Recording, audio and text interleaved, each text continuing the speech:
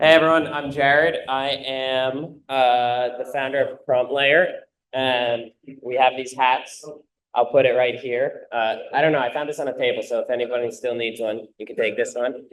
But yeah, so this talk is going to be called Evaluation Engineering, Iterative Strategies to Testing Prompts. So honestly, for this, feel free to if you have any questions during it, feel free to just shout out to me. Totally happy to go back and forth on this. I think the main thing I want to talk about is evals is kind of this big word that means a lot of things and people love to talk about, but in reality, at least from what we see, it's an iterative thing. It's not a check, I did it. It's part of the whole process of building these LLM systems. I'll use this remote. All right. So so I'm Jared, like I was saying. We're based in New York, actually. I really like this view. It's kind of cool. But you can find me on Twitter or X. I'm Jared C. And we got some cool hats. So maybe I'll just start out and kind of give some context on where I'm coming from and what we see. So we are a prompt engineering platform is what we call it. What it is in reality, because prompt engineering is kind of an overloaded term. Like, what does it even mean? To me, I'll tell you, prompt engineering is when you're building an LLM system, you have inputs and you have outputs. And it's just how do you tune the inputs to get the outputs you want. So in this case, we're a CMS. So it's basically, as you can see here, it's a visual way to kind of we believe you should take the business logic of LLM systems and you should have them in a CMS. And they should really have a different release cycle than normal edge deploys. And there's a lot of reasons for that, and I can go into that, and I think I'm going to go into that. But that's one of our main opinions. We have everything in a CMS, and the prompt CMS, and then observability, evals, analytics, and stuff are all branches of that. But our main goal we're trying to solve for people is to shorten the feedback loop of updating your prompt and knowing if it works, getting a good result. So we've been around for like a year and a half now, which is a long time in this world, I guess. So we have a bunch of great teams using us, and I think the one pattern between these teams, or the one pattern these teams have in common is they all have kind of what we like to call an expert involved. And they're all building something, whether it's in customer support or finance or healthcare or whatever, and they're trying to they care about their AI product. They're not making a marketing tool, and they need it to be really good. It's very easy. As everyone knows here, you can make a great Twitter demo with 80% of the effort, and then it takes some time. So yeah, that's us. So now I'll talk about our philosophies when it comes to evals and evaluation engineering, as this talk is titled. So the first thing is one size doesn't fit all. There's a little bit of a cold start problem here with evaluations, where you don't know where to start. You have this system and everybody knows the problem. You have prompts and you don't know if they're working, whatever. What I say don't do is don't download some eval data set and say, this is going to solve my problem. There's a lot of people talk about, oh, here's the financial data set, here's the whatever data set, and just run this on your problem. From what we've seen and from the teams that use us and the teams we spend a lot of time talking to LLM teams, it doesn't work that way. You kind of need to make your eval very tailored towards what you're doing. You're basically trying to test your use case, and you can't just use some generic thing to test that. You have to really break it down and break down each part of your use case. And the second thing, and this is I was hinting at a little bit earlier, we believe in prompting with experts. And what I define an expert is someone who actually knows if the output is correct or not. So I'll give you a few examples.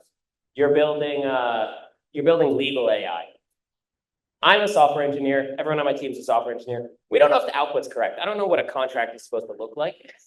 I sign them sometimes. Usually I ask ChatGPT if it's correct or not, but I don't know what it's supposed to look like. You need someone on your team with this domain knowledge. In our opinion, and where we're trying to move this world to is, I think in the future, you're only going to need the experts to build these systems. And I know a lot of us are ML engineers here, including myself a little bit. We might not be involved with it, right? All these things are going to get so easy. And how do you actually bring in the domain knowledge into the system you're building. And I think that's incredibly important here, and you really can't outsource that. Because at the end of the day, the AI system is just knowledge work at scale, and you need someone to define that task you're doing. So I think there's three big aspects of this whole iteration process that we like to think about. Three discrete things. So the prompt, call it the prompt template, which is one primitive, and let's include temperature and all those types of parameters within that prompt, and also what model you're using. The eval, which is let's not use that buzzword here. So let's just call it the batch pipeline, or the way to test your prompt. And then the data set, which is what you're running the batch on.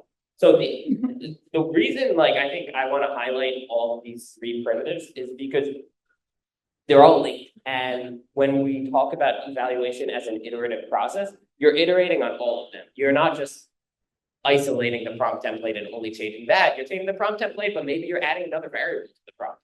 Maybe now your AI fashion stylist needs the weather too, right? So now you need to update the data set. Now you need to update the pipelines with the output is.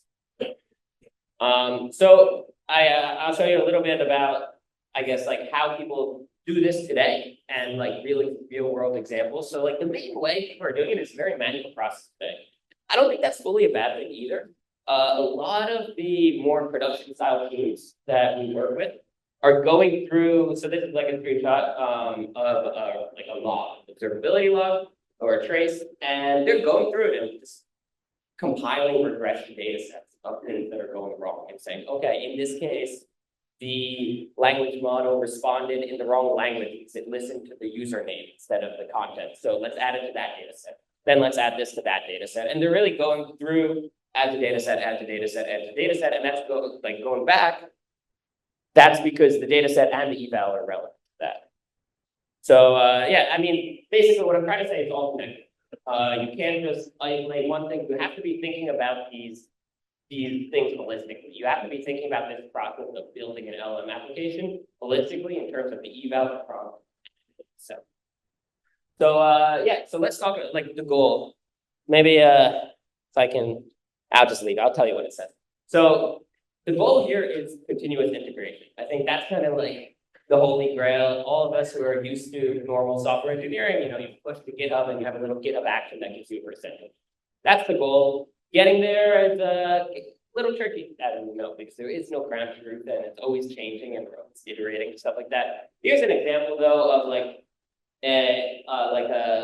little AI stock helper. But as you see here, every new version I'm making, I get a percentage. That's what I think, if you really want to make a rigorous system, that's the end goal. That's what people do through PromptLayer. So shameless plug to check it out. But let's talk about more generic, less PromptLayer specific, but strategies to doing these evals. So I think there's different categories of evaluations that are relevant to teams. And you do need to be mixing and matching. And going back to what I was saying before, one size doesn't fit all. So depending on the use case, but also depending on the team, who's doing this, what your constraints are in terms of price, what your constraints are in terms of privacy.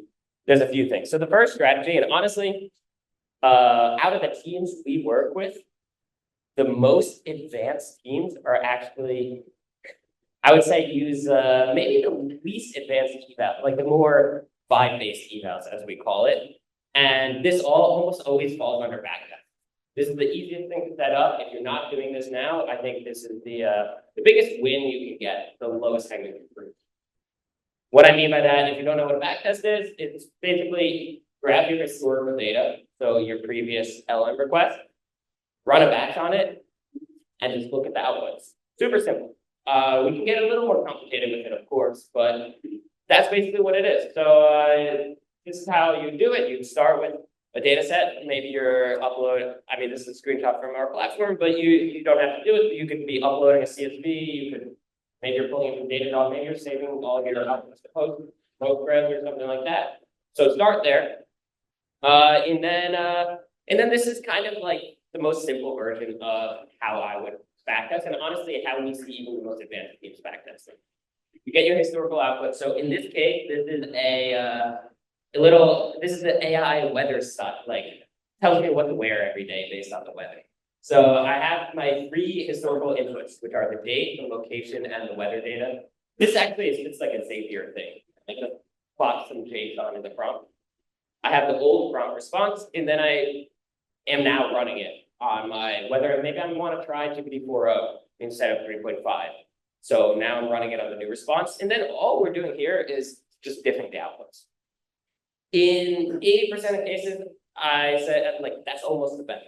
That's almost good enough. You really, like, the one thing I want to stress is don't over-engineer. I think one of the hardest things for AI applications that I've seen is showing the rest of your company you're creating value. And a lot of AI applications get abandoned before that. So start simple. Don't over-engineer the eval. Just diff the outputs. That's the one thing. I'm going to say that a few more times. But so here's a example of that weather thing. So this is the batch run, basically. So it's just basically a table of output. We have all the inputs, we have the response, we have our new response, and then we have the diff and the percentage score of 58% here. What that means is in 58% of cases, there was no change, and then in the other, there was a change. Then there's also a few other axes. Once you're doing this back test that you're just eyeballing it, there's other things to eyeball, such as latency, cost.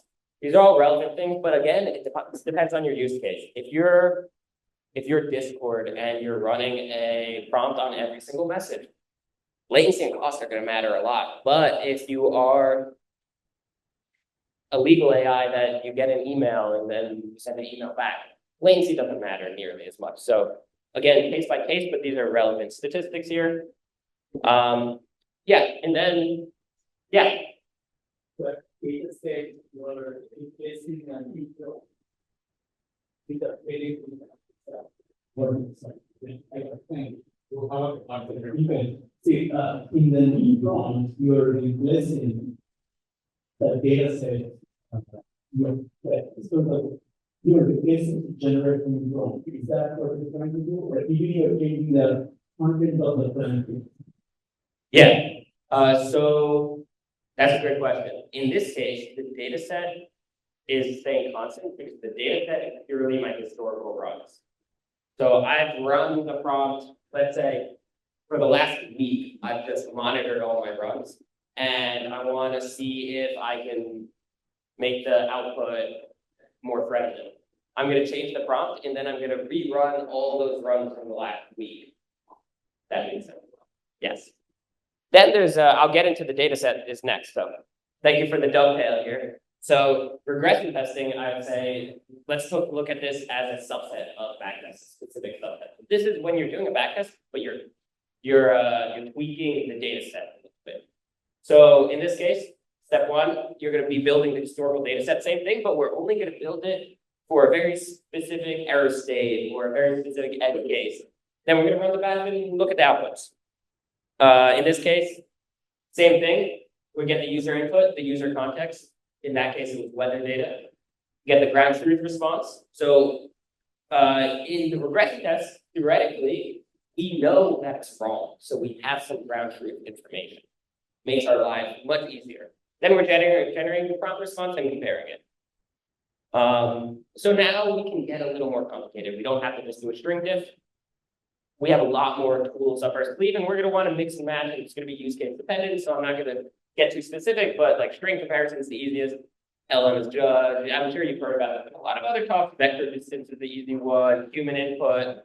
Human input, honestly. People don't talk about it a lot, but a lot of real teams are just sending in the human grader. It works. And then also, if you get something deterministic, that's always good too. All right, so one more strategy, and then we can also talk about some real-world examples. End-to-end tests. Just like software engineering, just like normal software engineering, you want unit tests, you want integration tests, you want a lot of coverage. In this case, end-to-end tests. What it is, in case you're not aware, you're going to build a data set for your inputs, same thing as we were doing before. But maybe here it's not just historical data. Maybe you're actually hand tailoring this data set. You're going to run the batch, but the batch is going to be an end-to-end pipeline.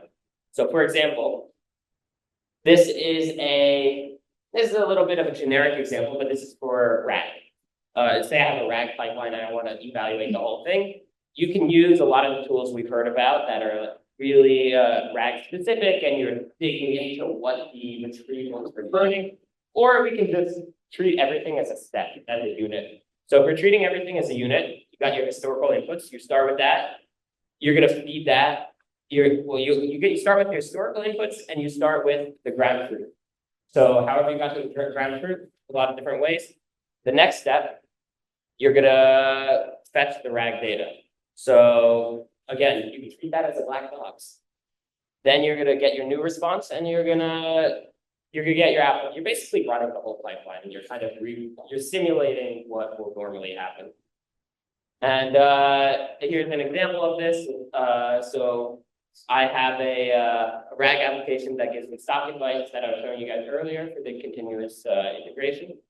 Here, I start with a data set of question and answer. So I actually went in and created these questions and answers based on the data set. My next step is actually the RAG step. So I'm actually calling out to the API endpoint.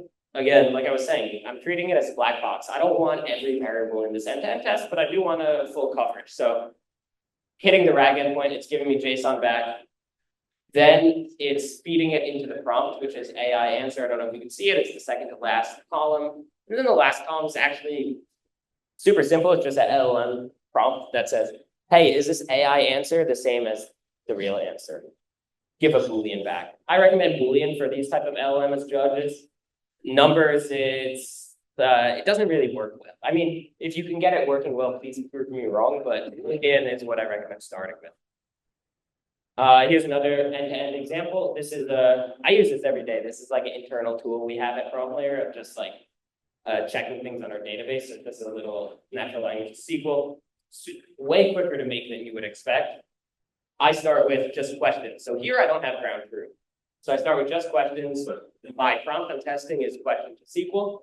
I'm actually using a function call, as you can see, to do that. Then I actually run the SQL. So this is doing the whole thing. I'm running the SQL, getting the SQL output. I get the answer, and then I'm comparing the answer. Well, I'm not comparing the answer to anything. The interesting thing here is I'm basically saying, does this answer seem right given the data and given the original question? So it's not a perfect solution, but I think we're in the world of approximating. We live in real world. We're in the world of creating value from our AI application, and you can create value from your AI application by approximating it. I can see if I run this and I change the prompt and the score halves, then I know something changed. If the score stays the same, then I'm like, okay, it should be fine. So now I'll get into some like LM architecture strategies that we've learned in terms of evaluation and making your life easier. First one, single prompts are easier to test. There's been a lot of talk and a big Twitter discussion of having an agent that does everything that you never touch and you never intervene on. I'm saying don't do that.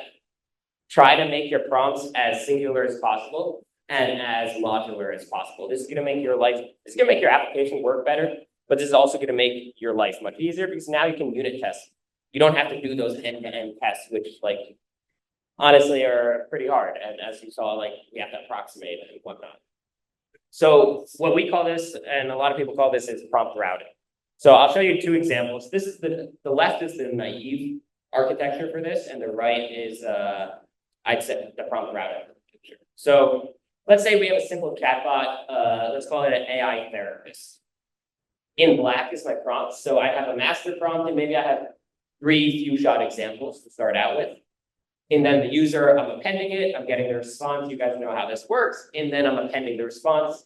The user's giving it, and then we're appending the AI response. This is great for building first version, but there's 2 fundamental issues. One, as the conversation gets longer, latency and cost go way up. 2, this is hard to test. Are you going to simulate? How can you simulate the user? Are you going to simulate both sides of the conversation? It's just, you're adding a lot of variables that you're going to have to test, and they're confounding.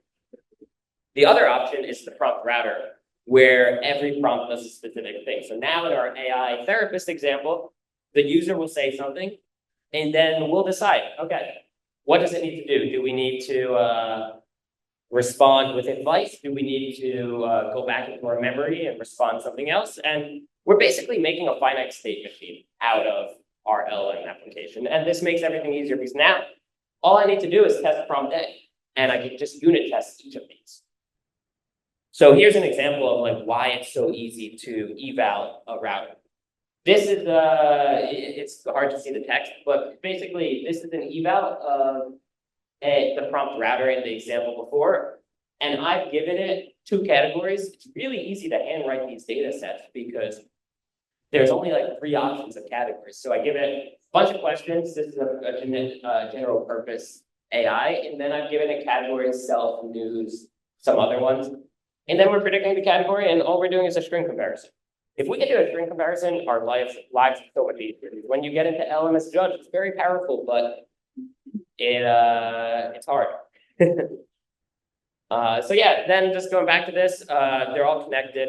Might skip this. So this is a real example. I think this is a really interesting thing to talk about.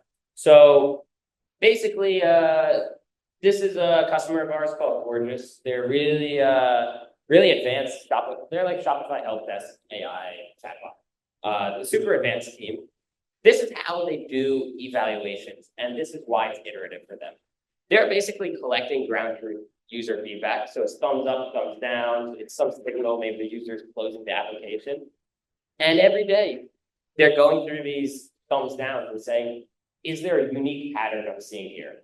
Is the AI doing something specifically wrong? Say they decided it is, maybe it's responding in the wrong language. Let's use that example again. They're going to build that regression set that we talked about earlier with it, and they're going to just keep changing their prompt until it passes most of them. Then, once they've done that, they're going to go make sure the backtest is passing. That's the naive backtest that just includes like a week of data. And they're making sure that's not breaking anything, and then they can merge it.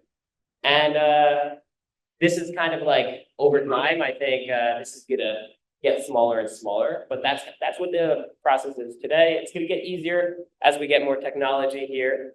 But this is kind of their flow chart. They get the edge case discovered. They're going to edit the prompt. They're going to run the eval, the regression eval, and then they're going to say, did this succeed? They're going to go back. Then finally, they're going to get to the backtest. Hopefully that works. Otherwise, they're going to go back. And they're running this over and over and over again. And this is why it's such an iterative process. And this is why you're always building new regression sets. You're always building new back testing sets. And hopefully you can build some continuous integration sets that have nothing to do with either. And you're really just getting good coverage on this, because the whole reason LM applications, when you send it to the wild, start to have issues is because you don't know everything a user is going to input. And there's behavior drift of the users, and there's discovering new things.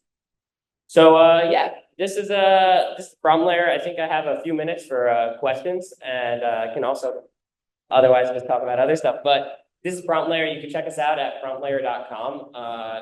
It's free for most people, honestly, so you can just try it out. Main thing, again, just to repeat, we're CMS for prompt templates. We think that prompting business logic should not be in code. It should be in a visual dashboard that you then pull down programmatically and you work on from there. So I saw you raise your hand first, I think.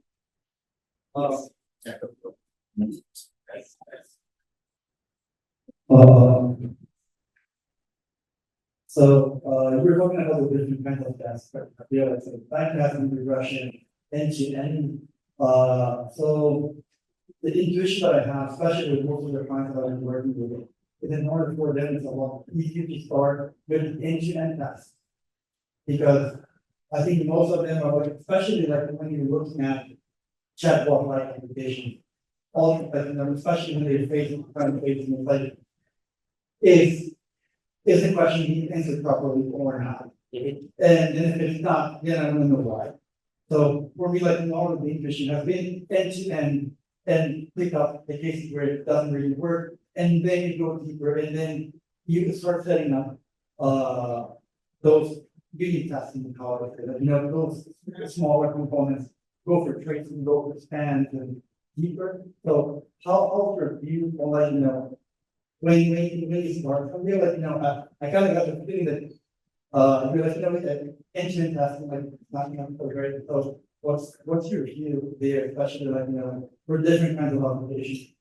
Yeah, that's a good question. I don't think end-to-end tests are bad. I think if you can do them well, they're amazing. I just think they're hard to do well for certain types of applications. Again, one size doesn't fit all. So I would say, like, if I'm building a chatbot and I have a sufficient user base already, and I have some alpha users that I'm okay giving something that doesn't work to, I do that, and then I have historical data, and then I have the backtest data. But I think in the example you're talking about, the customer or client didn't have that data to do the backtest. So that makes it hard, obviously, and you can't. Again, not one size fits all, so I don't think there is a wrong order.